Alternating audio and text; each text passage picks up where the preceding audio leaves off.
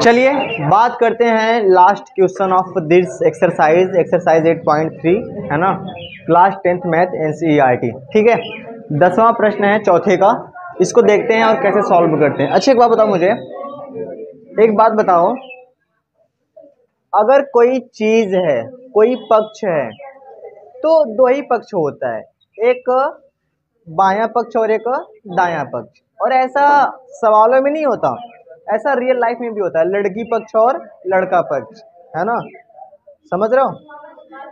तो हाँ, यहाँ पे समझना ध्यान से, मैं ये कहना चाह रहा हूँ, कहाँ पे स्क्वायर रहेगा बच्चा?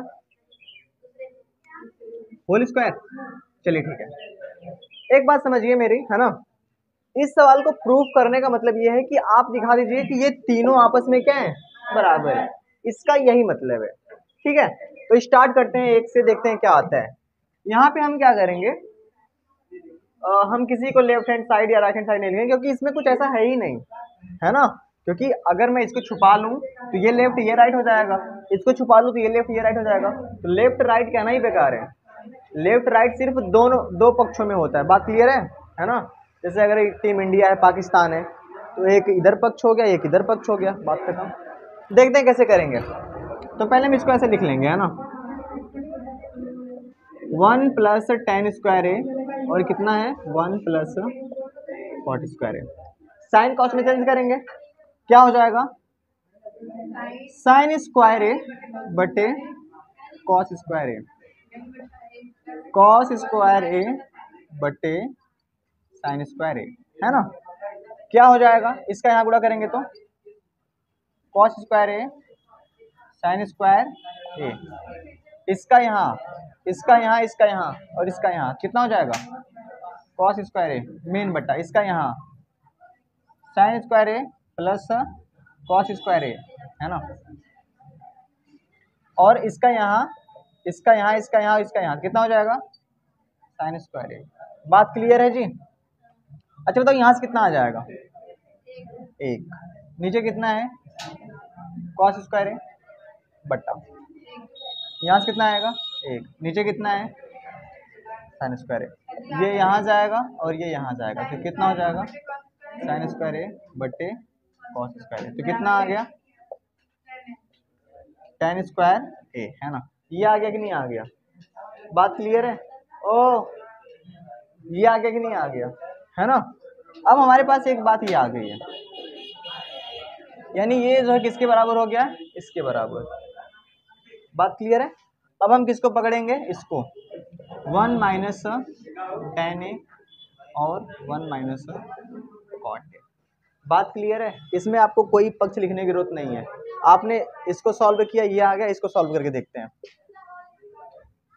सॉरी, ये होल स्क्वायर है, क्या हो जाएगा, साइन ए और बटे कॉस ए, मेन बटा कॉस ए बटा द होल स्क्वायर, साफ साफ दिख रहा है, क्या हो जाएगा, कॉस ए माइनस साइन ए, और नीचे कितना हो जाएगा, कॉस ए, और यहाँ पे sine A minus cos A और बटे sine A the whole square, है ना। चल नहीं रहा मार्कर, कैसे होगा इसके आगे, कैसे होगा, कैसे होगा, एक बात ध्यान समझिए, बहुत ध्यान से, है ना, इसका गुणा यहाँ होगा और इसका गुणा यहाँ होगा, है ना। तो कैसे हो जाएगा, ध्यान समझना, इसका यहाँ करेंगे तो पहले मैं इसको लिख लेता हूँ, साइन ए और कॉस ए माइनस का साइन ए, बात क्लियर है, बात क्लियर है।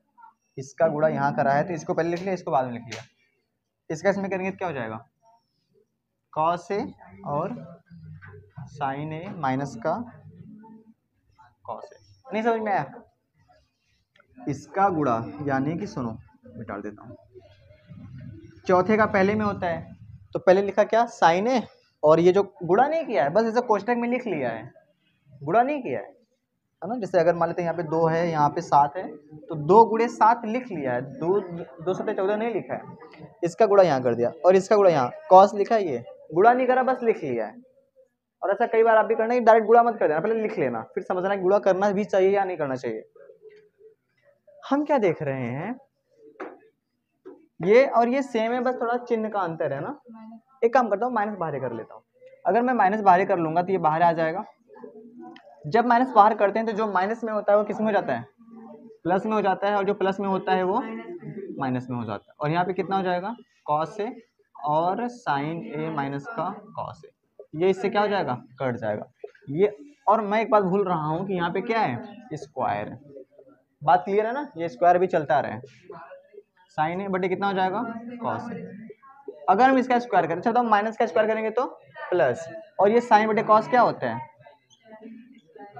इसका मतलब ये हो गया कि तीनों पक्ष बराबर है ना। तो हम लिख लेंगे कि अतः, है ना, 1 प्लस टेन स्क्वायर ए कॉट स्क्वायर ए बराबर 1 टेन ए और कॉट ए का होल स्क्वायर, और ये सभी बराबर है ना। क्योंकि ऐसा क्यों हो रहा है, सुनो ध्यान से, ये जो है, सुनो, ये जो है इसके बराबर आ गया और ये भी इसके बराबर आ गया, तो तीनों बराबर हो गए ना, ठीक है। तो ऐसे करके इसको लिख लीजिए, हेंस प्रूव्ड, है ना। ये बड़ी प्यारी सवाल थी, ठीक है, इसको फटाफट से नोट कर लीजिए।